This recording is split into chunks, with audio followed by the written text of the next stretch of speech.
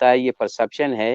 کہ پاکستان افغان طالبان کو کنٹرول کر رہا ہے۔ یہ پاکستان پر شک کیا جا رہا ہے۔ ابھی ویسٹ کے خیال میں یہ بات ہے کہ 26 سال میں پاکستان نے کچھ نہیں کیا آگے علاوہ دھوکے بازی کے۔ ہمیں کہا گیا کہ کابل میں ٹیکسی میں جائیں، دکان پہ جائیں تو اپنے آپ کو پاکستانی نہ بتائیں۔ جب ہم منسٹری میں جاتے تھے تو گھنٹوں جو ہے نا وہ باہر کھڑا کر کے رکھتے تھے پاکستانی پاسپورٹ دے، کیونکہ ان کے ہسپتال انہوں نے بنائے، ٹرانسپورٹ وہ چلاتے ہیں، وہاں پر اسکول اور ڈیولپمنٹ کے پروجیکٹ کرتے ہیں۔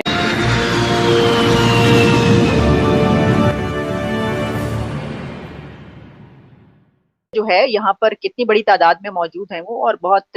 افغانی، اور اس کے باوجود جو ہے دونوں کنٹریز کے درمیان ایک وہ رہتا ہے۔ تو آپ کے خیال میں کیا یہ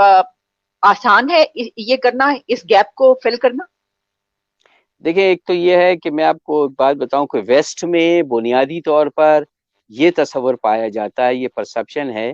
کہ پاکستان افغان طالبان کو کنٹرول کر رہا ہے اور پاکستان رسپانسبل ہے اور کوشش کر رہا ہے کہ افغانستان کو واپس حکومت میں لے کر آئے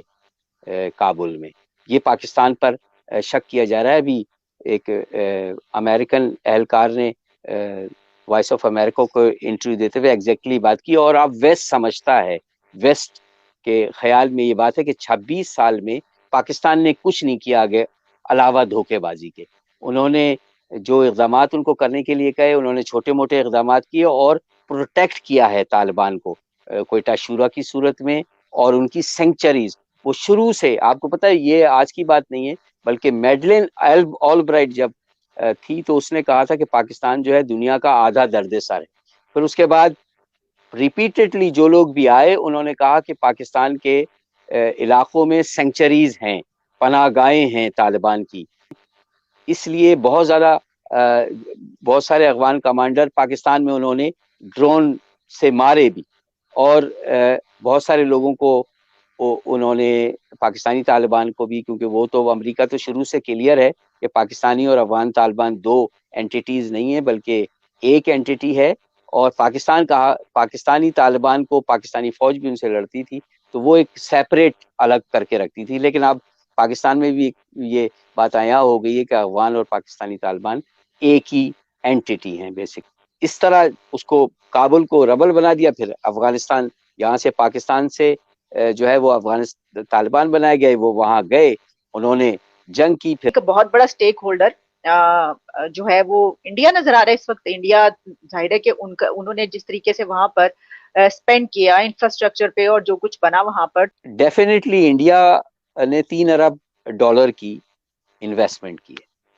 اور تاجک لیڈرشپ بہت زیادہ قریب ہے انڈیا کے، کیونکہ وہ سارے لیڈر ہندوستان کے پڑے ہوئے ہیں، ان کی فیملیاں ہندوستان سے آئی ہیں، وہ ہندوستان میں رہتے تھے جب طالبان تھے یہاں پر، تو ان کی بہت قربت ہے۔ اور امریکہ بنیادی طور پر بہت زیادہ ہندوستان کو افغانستان میں لے کر آیا، بلکہ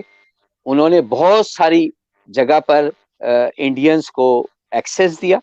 اور انڈینز اور جو موجودہ کابل حکومت ہے اس کے درمیان بہت ہی زیادہ قریبی روابط ہیں، اور انٹیلیجنس جو ایجنسیاں ہیں دونوں کی بہت کلوزلی کوآپریٹ کرتی ہیں۔ یہ انڈیا، کیونکہ ان کے ہسپتال انہوں نے بنائے، ٹرانسپورٹ وہ چلاتے ہیں، وہاں پر اسکول اور ڈیولپمنٹ کے پروجیکٹ کرتے ہیں، اور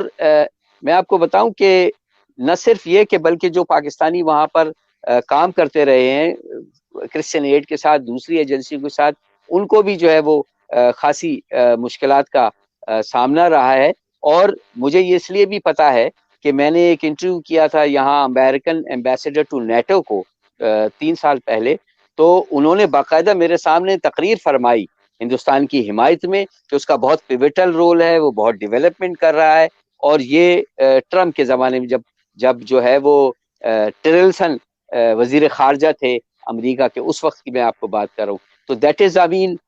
ہندوستان کو امریکہ اور ویسٹ بہت بڑا رول دینا چاہتا ہے۔ اگر آپ کو یاد ہو کہ سوویت یونین کے ڈپارچر کے وقت بھی جب نکلا 88 میں، تو یہ طے ہوا تھا ہندوستان اور سوویت یونین کے درمیان، یہ کوشش ہو رہی تھی کہ اب جو ہے وہ انڈین فورسز اس کی نجیب اللہ کی مدد کریں گی، لیکن وہ بعد میں انڈین تھوڑے عقل مند ہیں اس معاملے میں، تو وہ سمجھ گئے کہ یہ تو ایک کوگ ماہر ہے، ایک چھوڑ کے جا رہا ہے، ہمیں بھی اسی قسم کا